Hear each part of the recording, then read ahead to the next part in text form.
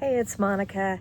Just wanted to give you guys a quick overview on Nucleus hive transportation in southern Arizona, or if you're watching this in any area where we have extreme temperatures.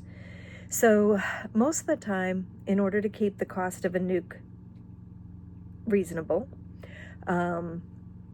we use these waxed cardboard nuke transport boxes. Now these things do not have insulation at all. They also don't allow the bees to thermoregulate very well. So when somebody puts them into an enclosed area, even at night, to transport them, they can overheat, especially if you stack them together and don't allow airflow, and especially if you cover them. Did I say that? I really mean that. You don't cover them. So on numerous occasions, we have different situations where it's caused learning experiences. And so I had one person get like 10 colonies, stick them together, put them under a rolling bed liner top, a rolling top.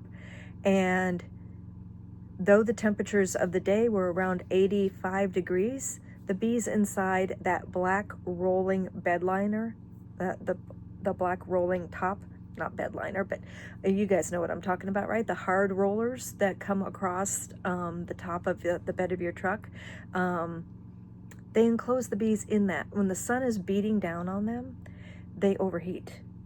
And the same thing goes where if you take those waxed cardboard nuke boxes, and you just set them on top of the colony that the box that you're going to put them in, the empty box that you're going to utilize, and you just leave them in direct sun for a day or two before you put them away, they're going to overheat. These boxes are just for transport. They are not good for the bees.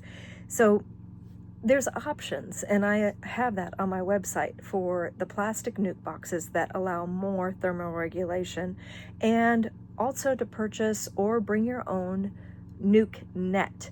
Now, I'm not talking about a tarp, and I'm definitely not talking about anything thick. I'm talking about something that's sheer and very fine that allows airflow through the colony. So when a colony gets to 100 degrees in the middle of the day, or when the temperatures get to 100 degrees in the middle of the day, the colonies are used to bearding at night. When they feel as though their internal temperatures are getting too warm, they literally go on the outside, right? Well, when they're inside a Nucleus box, they can't do that.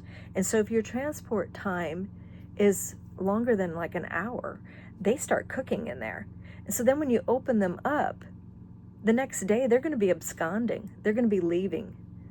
There's going to be, or there'll be damage to the brood, or the queens will be possibly less productive over a longer period of time. It hurts their reproductive organ.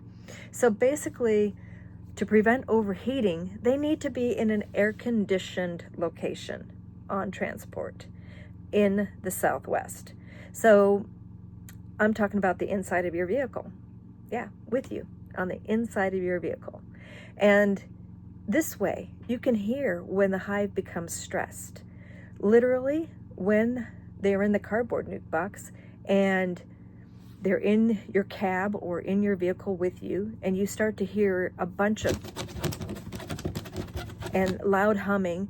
Number one, they're trying to cool down, they're fanning. And number two, they're trying to chew their butts out of the box. They want out. They're panicking. They're like overheating and they need to get out. And you'll see their little antenna and their mandibles like chewing on the holes of the cardboard nuke box, trying to get out. That is like immediate, like they need to cool down. So in other words, you need to get air on them immediately. You need to get ice on them. You need to do something to cool the box down. So,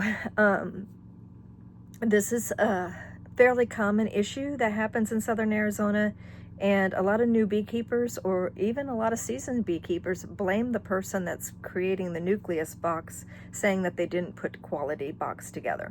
That is not the situation. The other problem is that even though they make it and they're doing fine, the queen will get killed by the worker bees because something will happen, like that brood die-off, or the queen's reproduction gets disturbed because of that overheating. And they will literally kill her and replace her. And then you'll have a hot hive and you're going to blame the beekeeper that created the nucleus colony. And that is not the case. Basically, they overheat in transport. So to prevent them from overheating, please keep them in an air-conditioned transport location, or make other arrangements, like purchase a higher quality nuke box. Pay for the difference in the transport. With that said, let's talk about what's made up of a nucleus colony. You have a queen bee, and that queen bee is worth around $40. You have drawn comb, 5 frames of drawn comb. Those drawn comb are worth anywhere from $40 to $75 a piece. If it's brood, it's worth about $40, same price as a queen. And the worker bees are worth about $45 a pound. So as you're adding things up, there's a lot of value in a nucleus box. So spend the extra money and buy a box that is better for transport. The other thing is, request to see the bees when they're being packaged up. You can easily say, hey, I just want to make sure that this is what they are looking like before they leave. And then when you get them to your location, if they don't look the same, then you know what happened. So just a little note about nucleus transportation. And it is pretty dangerous for the bees. It's just a sad thing. So let's do everything we can on both ends to make sure that the bees arrive safely to the new location and realize what happens or what can happen in transport.